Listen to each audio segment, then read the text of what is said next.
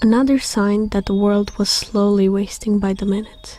Kids didn't yet return from caroling, despite the night growing increasingly darker and houses being more and more distant from each other as they got further from the downtown.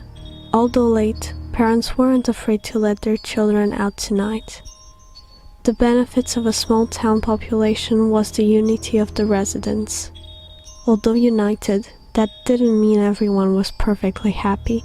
So in that same Eve's night, a lonely old man was making his way back to a place that he couldn't quite call his home. With a bottle of beverage in his hand and another on the stallion's bridle, he could finally see the light of his master's house. He tethered the horse and went to his little sad, lifeless cottage. The single room he had was freezing, and by the looks of it, the fire went out a long time ago. So he lazily and carelessly tossed some log in the fireplace and lit them up. While waiting for the heat of the fire to replace the warmth he was lacking emotionally, he heard just outside his window children's laughter. The old man's face lit up with joy, and the corners of his mouth curled into a smile as he opened the door, just to see the kids pass his place and go next door to sing carols to the happier, more wealthy family. He ended up opening another bottle. Some time passed. The fire was roaring, and the man was well asleep with the drink still in his hand.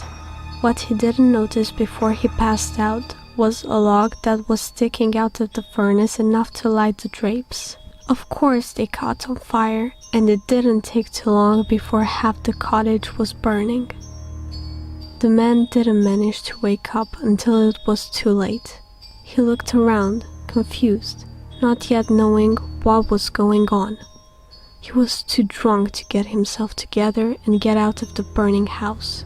The fire got noticed by the nearby neighbors, but not quite in time.